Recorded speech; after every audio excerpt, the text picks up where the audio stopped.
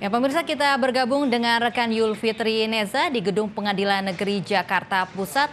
Yufi, apa saja poin-poin penting setelah tadi jalannya sidang, setelah tadi ada saksi ahli digital forensik memaparkan kesaksiannya? Yufi, silakan. Dan juga pemirsa, saat ini posisi saya masih berada di depan Pengadilan Negeri Jakarta Pusat dan saat ini kondisi sidang lanjutan dari kasus pembunuhan Wayan Mirna Salihin dengan terdakwa tunggal Jessica Kumala Wongso memasuki tahap break atau sedang dalam waktu istirahat dan nanti akan dilanjutkan kembali pada pukul 1.15 waktu Indonesia Barat. Dan pemirsa, terkait dengan sidang yang tadi menghadirkan satu saksi ahli yaitu Dr. Muhammad Nur Al-Azhar sebagai ahli digital forensik dari Mabes Polri dan sekaligus saksi ahli menyatakan bahwa pada tanggal 18 Januari 2016 mendapat perintah untuk memeriksa barang bukti berupa satu buah flash disk Toshiba 32 GB.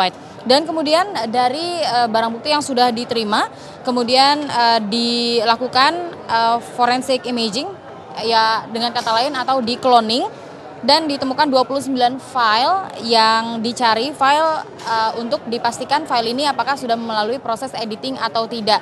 Dan kemudian dari 29 file terdapat 7 file yang berkaitan dengan kejadian pada tanggal 6 Januari 2016.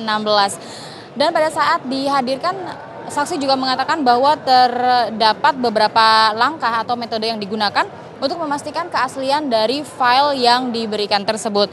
Dari beberapa proses yang dilakukan seperti analisa hash, metadata analisis, dan frame analisis, serta bitframe histogram, diketahui bahwa terdapat kesimpulan file yang diberikan kepada pihak penyidik adalah file orisinil atau file asli. Dan untuk membahas hal tersebut, ternyata terdapat juga hal yang cukup menarik di mana salah satu pengunjung sidang merupakan pakar IT yang sudah sangat terkenal di Indonesia. Langsung saja saya tanyakan pendapat dari pakar artis IT tersebut. Di sini ada Roy Suryo. Selamat siang, Mas Roy. Iya, selamat siang, Mbak. Terima kasih sudah hadir di sini, mau diwawancara di sini. Tadi kalau lihat jalannya sidang, seperti apa tanggapannya? Ya, saya memang hadir bukan sebagai apa-apa, tapi saya kebetulan memang sahabat lama dari Pak Edi Darmawan Salihin dalam hobi yang lain, ya. Dan untuk itulah saya tadi hadir memenuhi janji saya kepada yang bersangkutan beliau, karena dulu memang saya pernah diminta oleh penyidik untuk menjadi ahli, tapi saya memang menolak.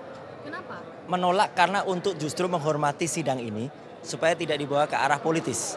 Ya, tidak bisa dilepaskan saya sekarang ini adalah menjadi salah satu wakil ketua umum salah satu partai besar di Indonesia, dan saya melihat gelagat yang ada ini sekarang kebanyakan rata-rata ditarik-tarik urusan politis, diungkap pribadinya, kemudian dimunculkan, dan saya tidak ingin memberi kesan atau bahkan menodai ya sidang ini kalau kemudian justru ditarik-tarik ke urusan politis. Jadi saya ingin memurnikan, saya ingin agar pengorbanan dari Mirna Salihin ya yang sudah kemudian meninggal gara-gara kopi sianida itu benar-benar terbukti secara digital, terbukti secara forensik.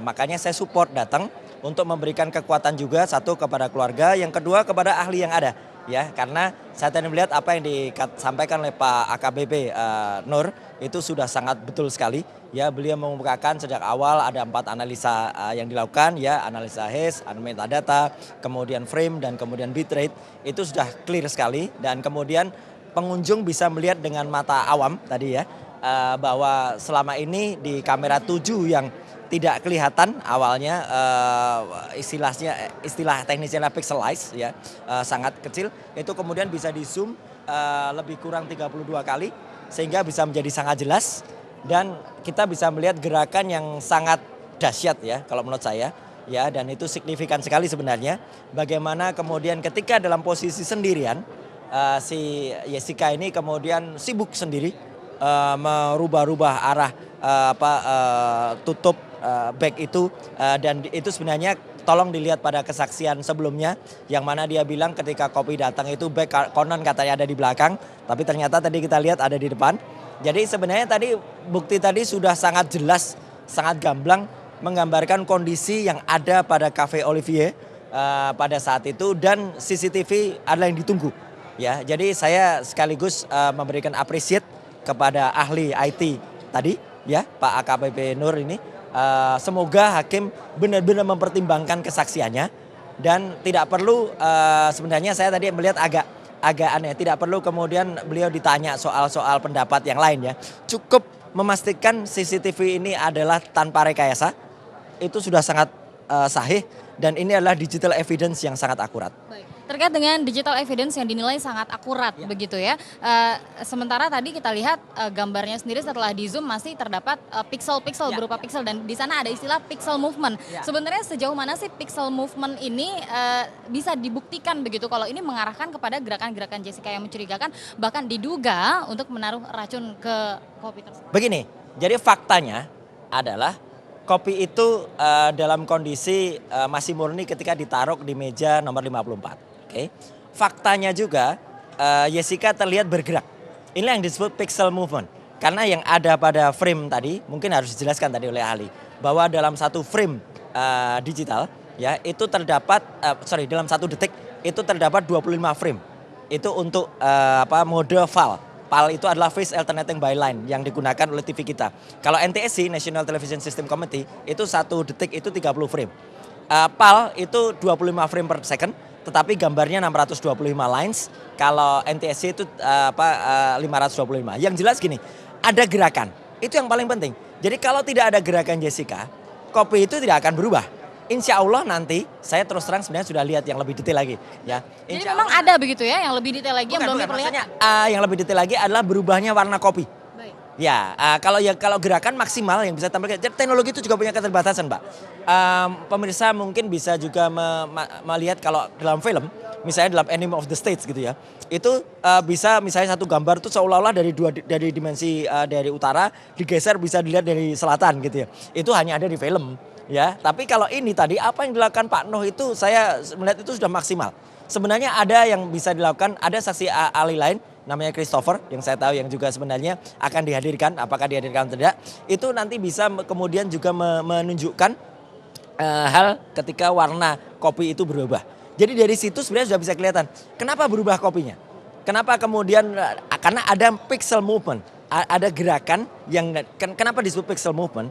Karena masyarakat awam tidak bisa melihat gerakan yang sesungguhnya karena tertutup oleh bag itu tadi. Tapi sekali lagi mohon melihat dengan hati nurani. Kalau saya lihat ini sudah sangat jelas, sudah sangat clear ya dan semoga tidak terlalu panjang lagi sehingga mendiang Mirna ini kemudian menjadi bertanya-tanya lagi ya. Ini sudah jelas, sangat jelas. Ya. Terima kasih sekali Pak Roy Suryanto atas waktunya. Tadi dijelaskan juga pemirsa terkait dengan keterangan bahwa yang dihadirkan oleh saksi ahli keterangan-keterangan ini sudah sesuai jika dilihat dari sisi digital forensik begitu ya. Sangat bagus sekali dan diharapkan ini juga bisa menguak seperti apa sih fakta yang terjadi pada tanggal 6 Januari 2016 lalu. Saya kembalikan ke Anda dulu di studio, Lovi, silakan.